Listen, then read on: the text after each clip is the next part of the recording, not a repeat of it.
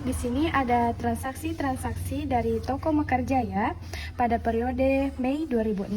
Nah, pada tanggal 1, Toko Mekarjaya membeli barang dagang dari perusahaan Indah seharga 16 juta secara tunai.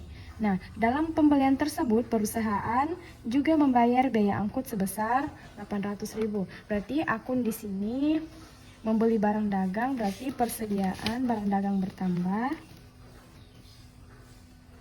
Persediaan barang dagang bertambah sebesar 16 juta. Membeli berarti kasnya juga berkurang sebesar 16 juta.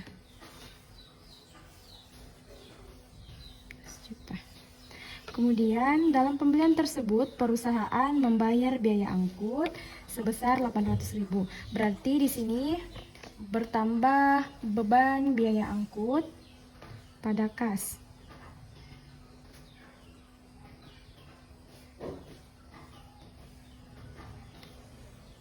Sebesar 800.000.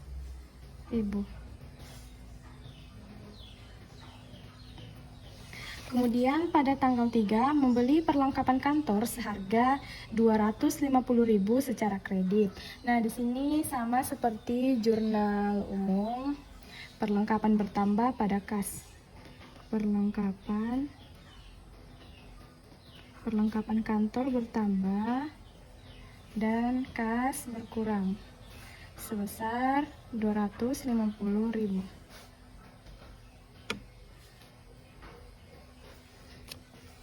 Kemudian di tanggal 5 menjual barang dagang kepada PT Makmur seharga 8 juta secara tunai. Pada saat penjualan tersebut perusahaan membayar biaya angkut atau pengiriman sebesar 200.000. Menjual barang dagang berarti penjualannya bertambah, kas juga bertambah.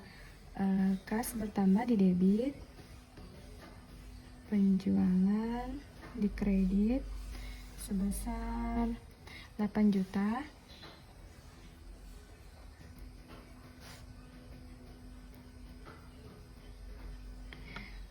Pada saat penjualan tersebut perusahaan membayar biaya angkut atau biaya pengiriman sebesar 200.000. Berarti akunnya beban biaya angkut atau biaya pengiriman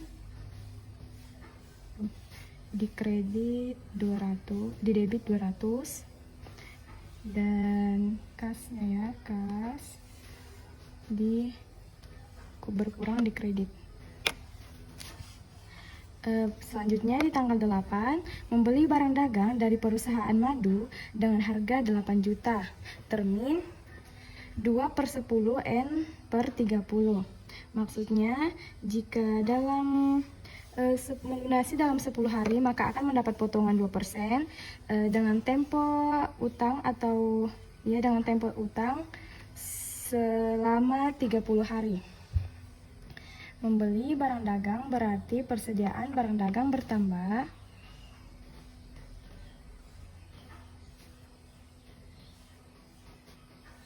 dagang pada termin berarti utang, kita berutang barang dagang sebesar 8 juta.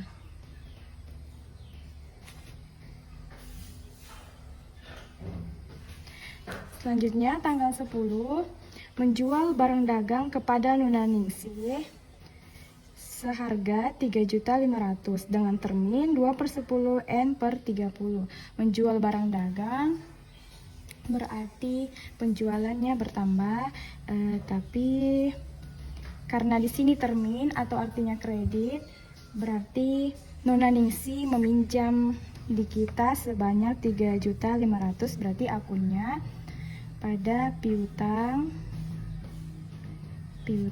barang dagang pada penjualan sebesar 3.500.000.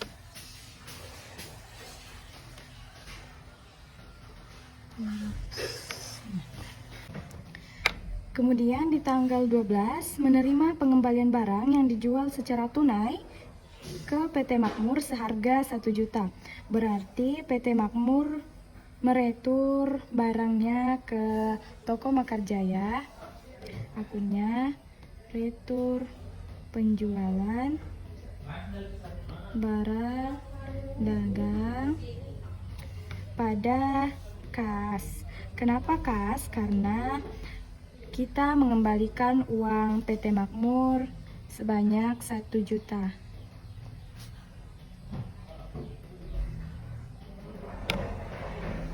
Kemudian selanjutnya di tanggal 15 membeli barang dagang dari toko bintang seharga 1.500.000 dengan termin 2/10 N/30. Membeli barang dagang berarti persediaan barang dagang bertambah.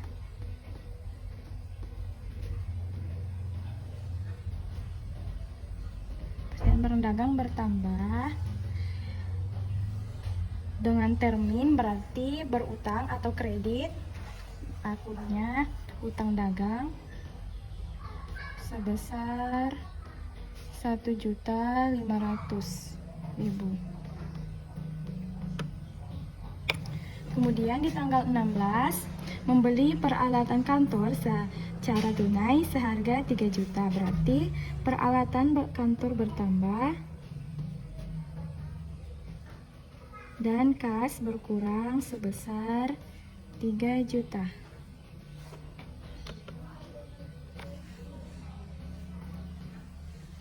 Kemudian di tanggal 17 membeli barang dagang secara kredit seharga 7 juta dari toko Kasih.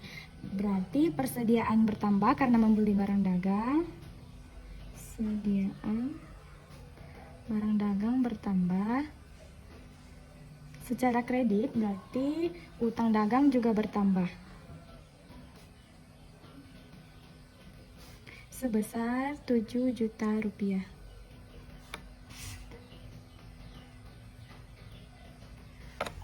Selanjutnya di tanggal 20 mengembalikan sebagian barang dagang seharga 500.000 yang dibeli dari perusahaan madu karena barang tersebut rusak.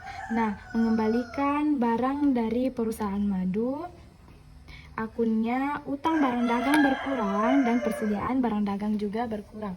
Mengapa utang kita bisa berkurang? Karena di tanggal 8 kita membeli barang dagang perusahaan madu dengan termin atau kredit.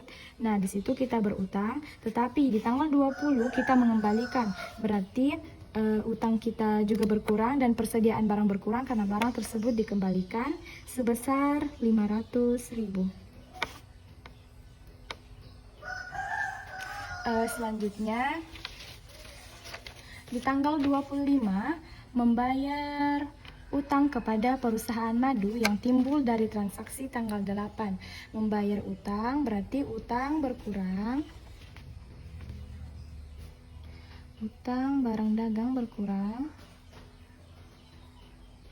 dan kas juga berkurang sebesar tanggal 8 Mei. Utang kita ada 8 juta, tetapi di tanggal 20 tadi sudah dikembalikan sebesar 500, berarti yang tersisa hanya 7.500.000.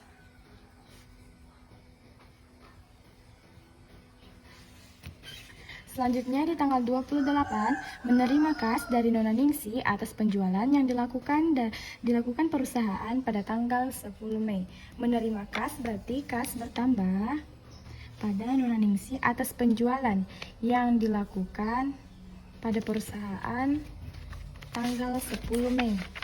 10 Mei berarti piutang dagang karena Nona Ningsi membayar berarti utangnya berkurang, berarti piutang kita pada Nona Ningsi berkurang sebesar 3.500.000.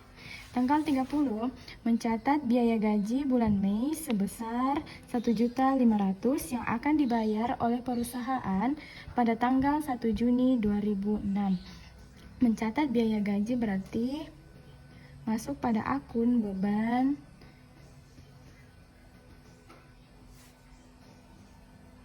biaya gaji pada utang gaji. Kenapa utang gaji? Karena baru akan dibayar pada tanggal 1 Juni, sedangkan sekarang baru 30 Mei sebesar 1.500.000.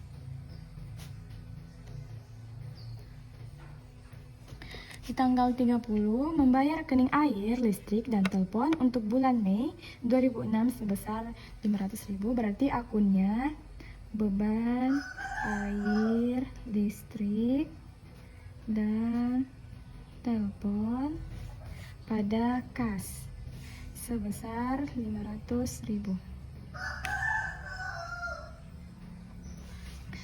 Kemudian yang terakhir, menerima kas atas pendapatan bunga sebesar 250.000, berarti kas bertambah sebesar 250.000 pada pendapatan bunga, pendapatan bertambah di kredit.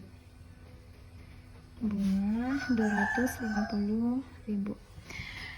Oke, sekian dari video saya. Semoga dapat dipahami oleh penonton.